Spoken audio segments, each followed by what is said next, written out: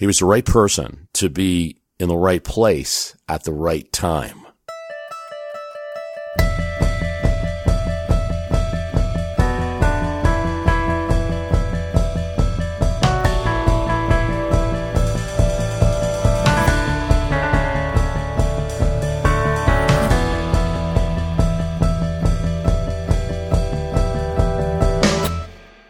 Joseph Jowett, 27 years old and not one to be messed with.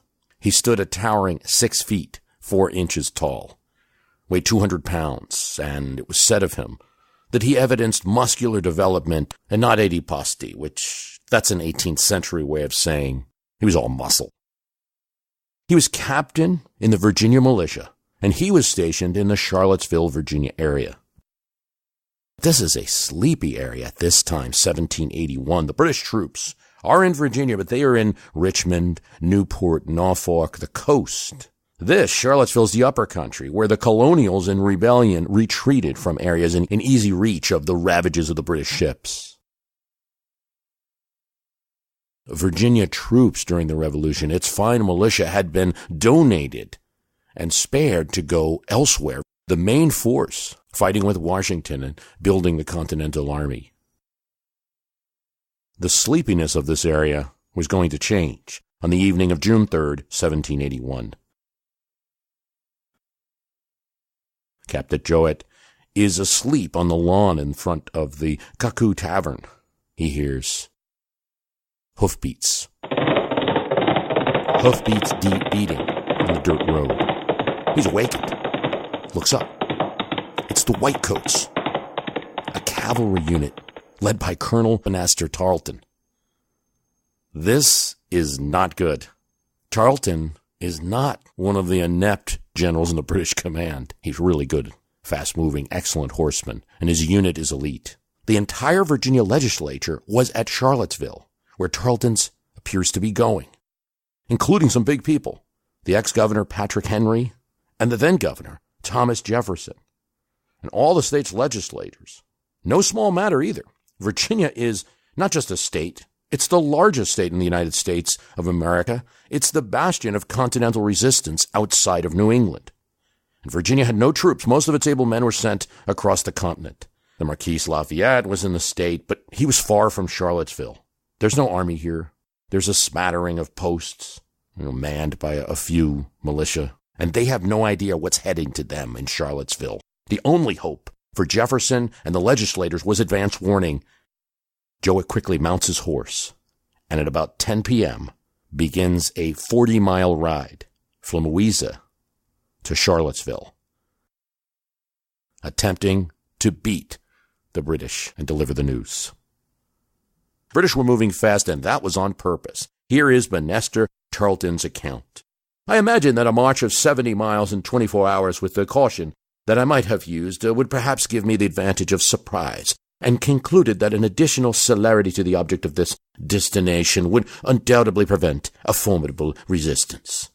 See, Tarleton is not like the Howes or Cornwallis. He's fast-moving, fast-thinking, aggressive. God knows what would happen if the whole British army would be in his hands.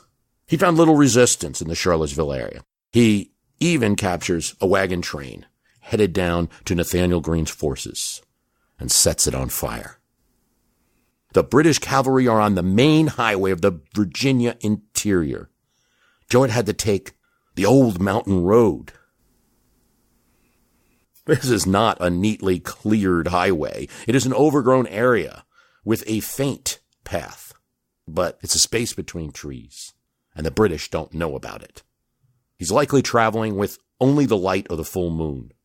This from a June 1928 issue of Scribner's Magazine. The unfrequented pathway over which this horseman set out on his all-night journey can only be imagined. His progress was greatly impeded by a matted undergrowth, tangled brush, overhanging vines and gullies. His face was cruelly lashed by tree limbs as he rode forward, and scars said to have remained the rest of his life were the result of lacerations sustained from these low-hanging branches. The race is on, but only Jowett knows it's on. Still, Tarleton's moving fast, but You can't just keep moving an army forever. Tarleton pauses at 11 p.m. for a 3-hour rest at the Louisa Courthouse. He begins his march again at about 2 a.m. He encounters that supply train, 11 wagons at Boswell's Tavern. At dawn, Tarleton is reaching the plantations of Castle Hill, Dr. Thomas Walker's home. All of these actions, the wagons, the rest, going to the Congress member's home, delays Tarleton, and Jowett is able to outrun him. Jowett's route took him through a ford of the Rivanna River in the town of Milton. At about 4:30 a.m., he crossed the ford and ascended the mountain on which Jefferson's Monticello sits. At Monticello, Jowett awakes Jefferson and his guests, several Virginia legislators. We know from Jefferson's gardener that Jefferson is an early riser and is in the gardens of Monticello. But what do you do if you're Jefferson and the British are coming?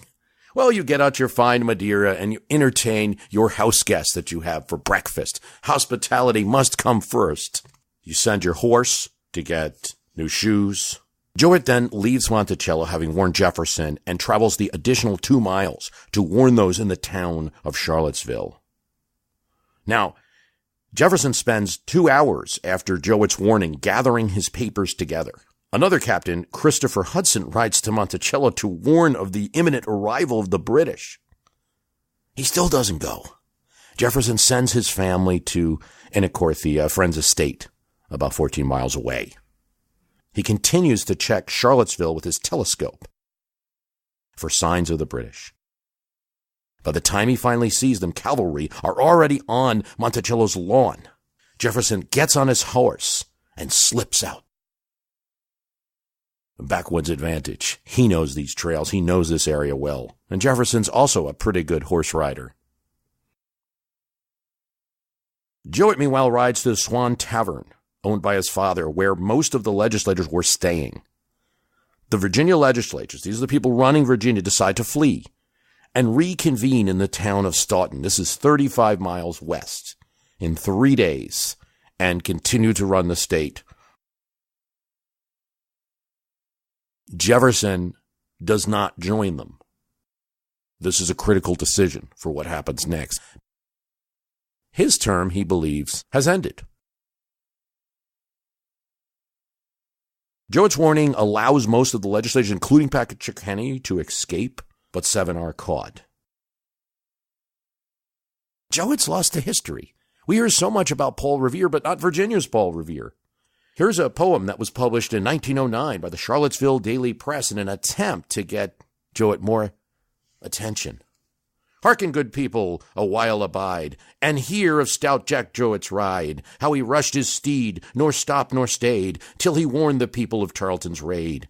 The moment his warning note was rehearsed, the state assembly was quickly dispersed. In their haste to escape, they did not stop, until they had crossed the mountain top, and upon the other side come down, to resume their sessions in Staunton town. His parting steed he spurred, in haste to carry the warning, to that greatest statesman of any age, the immortal Monticello sage. Here goes thee, Jack Jowett. Lord, keep thy memory green. You made the greatest ride, sir, that ever yet was seen. It was on June 1st, 1779, when the General Assembly of Virginia elected Thomas Jefferson, well known for being the author of the Declaration of Independence and a member of Continental Congress. They elect him as the second governor of Virginia. 3 candidates, Jefferson, John Page, Thomas Nelson, each secured substantial support. Jefferson earned election on the second ballot. He and his family would reside in the governor's palace in Williamsburg for nearly a year. Before, and he takes this action, the government is moved from Williamsburg, which is too close to the water, to Richmond. And that's why the capital remains in Richmond today. And it would become the Confederate capital during the Civil War. Richmond is an excellent city for defense. It is navigable. That means boats can get in there, but it is the farthest city inland that boats can still reach. So it's easier to defend than some of the coastal cities. And it's inland enough so that people can get there and do their law and commerce. And to the General Assembly, Jefferson expressed his thanks, writing, "No rewards can be so pleasing as those which include the approbation of our fellow citizens." But he's of two minds about being Governor Jefferson. To Richard Henry Lee, Jefferson privately laments that public offices are what they should be. Burdens that it would be wrong to decline, though foreseen to bring with them intense labor and great private loss. And indeed, his predecessor had made this office. Jefferson is succeeding Patrick Henry, very popular. The Virginia Constitution provided that governors would be elected 1 year, and they could be consecutively reelected no more than twice. So Patrick Henry had served his terms when Jefferson takes office. The Virginia governor's executive powers were minimized as fitting a state, a republic rising against an imperial king. 8 men, elected by the General Assembly, formed a council of state to assist in the administration of government. This is an archaic concept, but one that was present in many colonial governors and then in state governors. And it was talked about in the Constitutional Convention to do with the president, that the president would be a plural executive. Jefferson understood that the advice of the council controlled the governor, allowing him to proceed on his own responsibility only when no advice was available. Key members of his council included John Page, John Walker, and his good friend James Madison. They met with the governor almost every workday morning. Virginia's at war, and Jefferson maintains during his governorship 1779, 1780. He's elected for another year term. Maintains a steady correspondence with Samuel Huntington, the president of Continental Congress, with George Washington, the commander-in-chief, and Horatio Gates and Nathaniel Greene, the commanders of the Patriots' Southern Army. The Continental Army is making pressing calls upon Virginia for trained soldiers, leaving defense at home in the hands of county militia. Virginia was never like New England. They just couldn't get the system of Minutemen going. Virginia did have volunteer militias, independent companies, and that worked well. But when they tried to form Minutemen units that would be under state command, they got a lot of reaction from the middling classes. Here's what George Gilmer, a friend and physician to Thomas Jefferson, says about Virginia and its ability to raise troops. "I know not from what cause, but every denomination of the people seem backward. The convention have altered the name volunteers to that of Minutemen, and behold, what a wondrous effect it has had. Out of near 300 volunteers, there are now how many men? So few that I am afraid to name them. We were once all fire. Now most of us have become inanimate and indifferent." Late in 1778, a British expeditionary force landed in Georgia and began a southern campaign that would threaten Virginia throughout the time that Jefferson's governor. And a British fleet sailed into Hampton Roads in May 1779, seized Portsmouth, and plundered the Virginia countryside before returning to New York. Another sea invasion was a constant danger. But Virginia's western frontier, and you have to remember, it extends at this time. Virginia's huge, from the Blue Ridge Mountains into the Ohio country. Jefferson sums up the state of Virginia in a letter to William Preston, a colonel in the Virginia militia. The governor bluntly confessed that the state was threatened with a formidable attack from the northward on our Ohio settlements and from the southern Indians on our frontiers, while our eastern country is exposed to invasion from the British Army in Carolina. Inadequacy of arms and other military supplies added to the state's woes. General Gates chastised Jefferson because he sends troops to the Carolinas that don't have any arms and are not well trained. So not only was Virginia being demanded, demands were made on Virginia, but they also didn't just want men, they wanted men that were trained and armed. And this required a financially strong government. And even before Jefferson assumed office, there was a shortage of hard money. Taxes paid in paper money did little to increase government revenues. Blockades of exports by enemy vessels really deepened Virginia's difficulties. Finances became even more dire in the autumn of 1779 after the most unfavorable harvest known since the settlement of this country. These potential threats become real in 1781 in January when the British fleet landed along the James River southeast of Richmond and then aims for the capital. Governor Jefferson and the Council of State hastily orders out the militia, and Jefferson himself spends 2 days on horseback, ensuring the safety of records and supplies. The British destroy extensive military stores and then retire to their encampment on the coast. Washington orders Lafayette and 1,200 troops to march south to the aid of Virginia.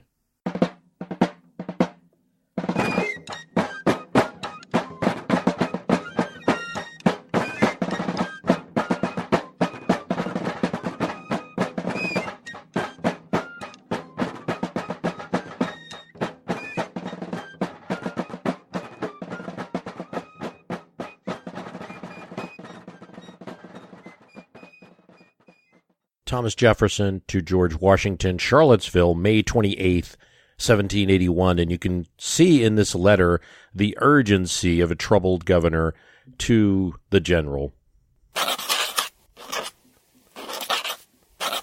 Sir, I make no doubt you will have heard, before this shall have the honor of being presented to your excellency, the whole force of the enemy within this state, from the best intelligence I have been able to get, I think is about 7,000 men, infantry and cavalry, including also the small garrison left at Portsmouth, a number of privateers which are constantly ravaging. And they prevent us from receiving any aid in the counties lying on navigable waters, and powerful operations mediated against our western frontier by a joint force of British and Indian savages have, as your excellency before knew, obliged us to embody between 2,000 and 3,000 men in that quarter. Should the enemy be able to produce no opportunity of annihilating the Marquis's army, a small proportion of their force may yet restrain his movements, while the greater part employed in detachment to waste an unarmed country and lead the minds of the people to acquiesce. We are too far removed from the other scenes of the war to say whether the main force of the enemy be within this state. But I suppose they cannot anywhere spare so great an army for the operations of the field. Were it possible for this circumstance to justify in your excellency a determination to lend us your personal aid, it is evident from the universal voice that the presence of their beloved countrymen, whose talents have so long been successfully employed in establishing the freedom of the kindred states, that your appearance among them, I say, would restore full confidence of salvation.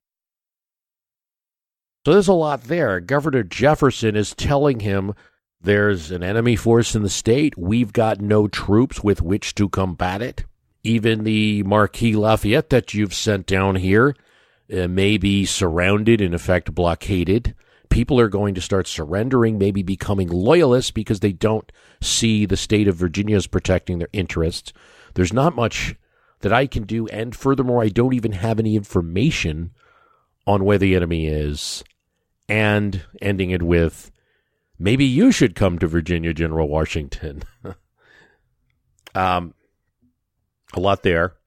A few days will bring to me that relief which the Constitution has prepared for those oppressed with the labors of my office, and long declared resolution of relinquishing it to abler hands has prepared my way for retirement to a private station. Still, as an individual, I should feel the comfortable effects of your presence, and have, what I thought could not have been, an additional motive for the gratitude, esteem, and respect with which I have the honor to be your excellency's most obedient and humble servant, Governor Thomas Jefferson. So we've got Virginia's in trouble, don't know what to do, don't know even where the enemy's coming from or when this will stop. Maybe you should come here, and boy, am I looking forward to not being governor anymore. I mean, that's really what the letter says.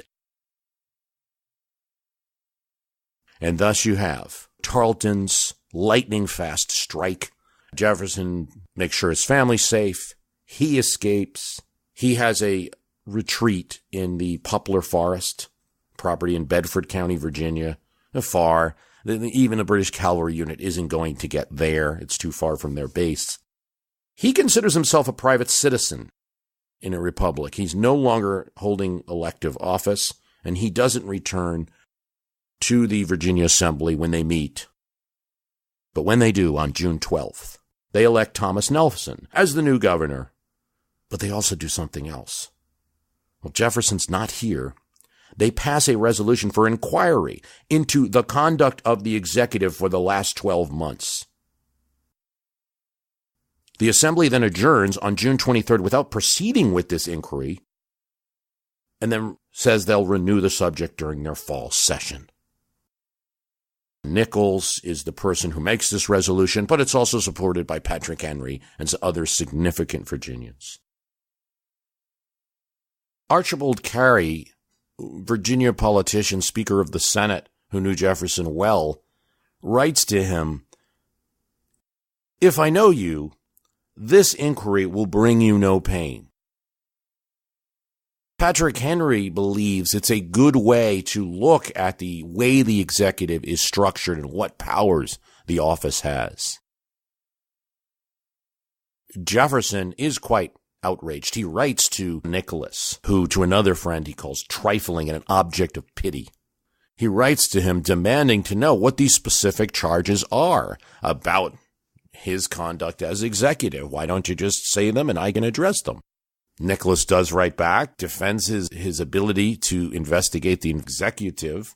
He also notes that this is plural, that notices of the inquiry have been sent to all members of the executive council, not just Jefferson as a single man, and that it's the proper duty of the legislative branch to investigate the executive.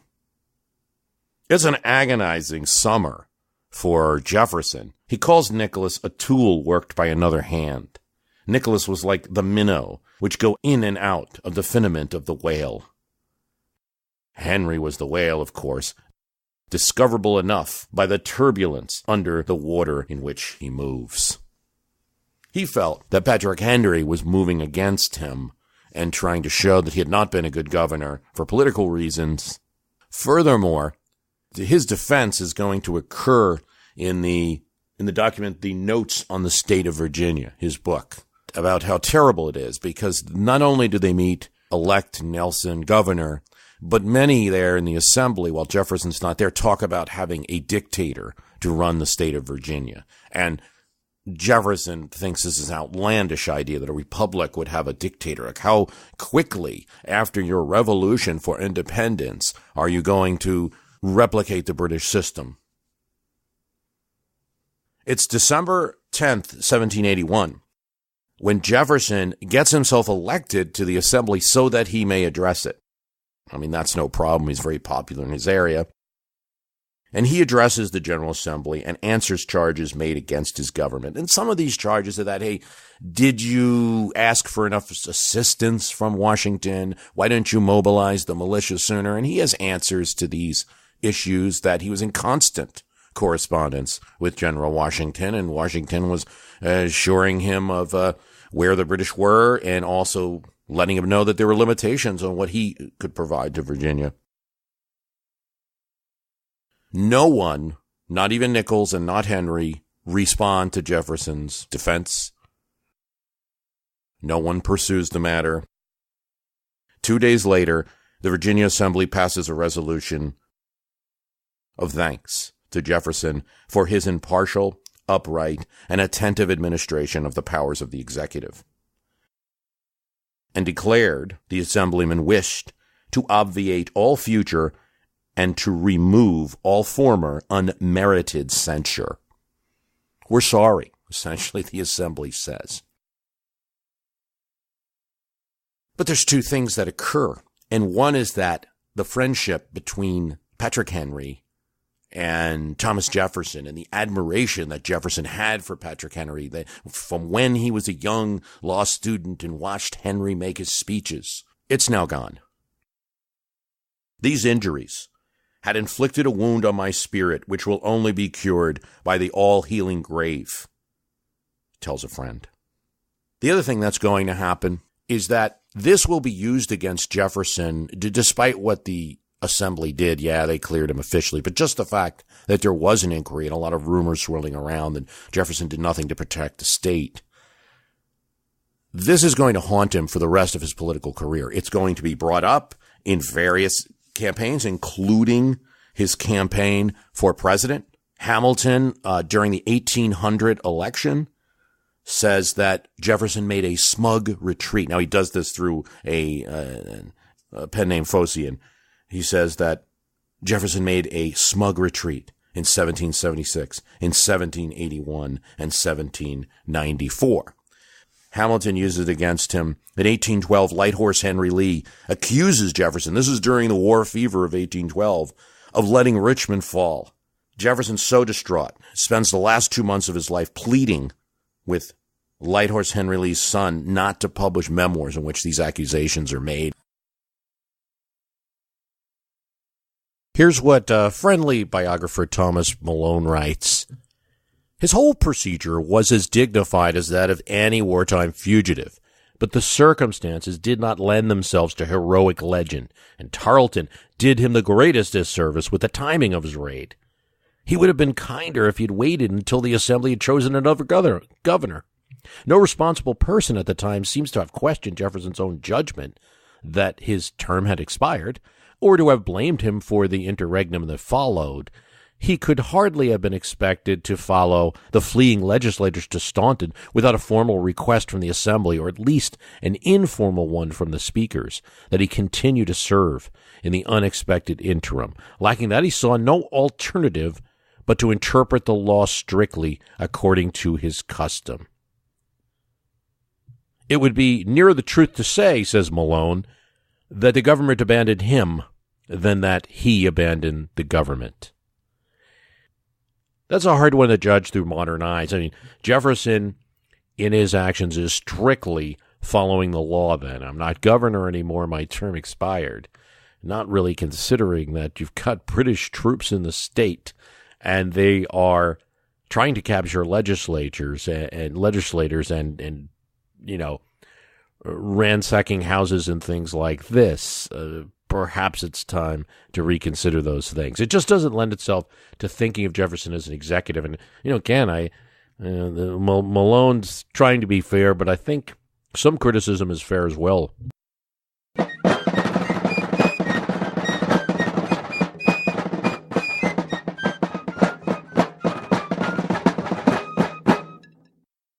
So why is this story important to tell? One, I think it's just an interesting, different angle on Thomas Jefferson that is usually praised. And this is just a story that was not the best part of his career. Even a favorable biographer like Dumas Malone, who wrote a series on Jefferson the president, Jefferson the Virginian, etc., says that wasn't his best moment and maybe wasn't suited for the governorship, particularly in wartime, and perhaps there was some blame to be put on the structure of the governor's powers, that he didn't have the kind of executive powers that a Virginia governor or a president would have today. I think another reason it's interesting to tell, though, is because it's a demonstration early on of a battle between legislative branch and executive branch, and the investigative authority of the legislative branch. The powers of a legislative branch to investigate matters, let's say the Iran-Contra hearings, Watergate, or even the current Trump campaign and Russia connection investigation, or any other investigation that the House or Senate might begin. There's no one line in the Constitution that says the Congress has the power to investigate anything it wants. It just has that power. The reason for that power is that it's vested in legislative powers, because if a body's going to legislate, this goes all the way back to Parliament, they're going to have to find out information so that you know what laws to pass to remedy the situation. So it's rooted in that, and that's the reason the Congress can order subpoenas and the like. Put people on hearings, including members of the executive branch. There's executive privilege, and there's things that can be kept from them. John Kukla, who I had on, who wrote the biography of Patrick Henry, insists that Patrick Henry really had good intentions in mind. He wasn't looking to ruin Jefferson, that he was looking to argue that the office of governor should have increased powers. He felt that when he was governor, and there were a few British raids. Though it's hard to say that having just retreated from the forest and they're meeting again, that they were pleased with what the executive department did, that put their own safety in jeopardy. And that was probably some degree of anger in the inquiry resolution as well. Anger that was cooled over the summer and in December when Jefferson answers the charges. But you see how an executive is a human being and can be annoyed by the charges of the legislature. It would that it be that the investigations are just carried out on a normal basis, no politics. Legislature just wants to investigate things. But there's also a person and their political power involved. And you saw that immediately with this Jefferson story with him as governor, in that he took it personally, and it's kind of a cautionary tale to legislators. Don't investigate the president or don't investigate your governor unless you want to be accused of politics. So, it didn't go well. And there's always this tension as Congress begins investigations of the president, say, between the need for a legislature to do its duty and for the president to not feel offended or to feel that it's, its authority is being compromised. And maybe we as the public have to look at inquiries and media hearings and not think like it's always about crimes being committed or the president's so terrible and things like that.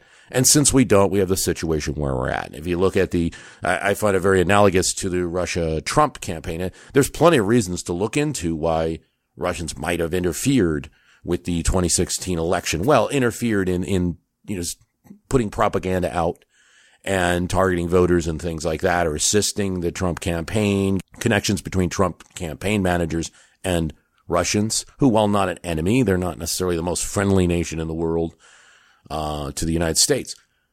There's plenty of good reasons to investigate that are non-political, that are important for a country and for the future, but you can't then and now can't remove that political consideration that anything you're doing is also damaging the president of the United States. And in Governor Jefferson, we have an example.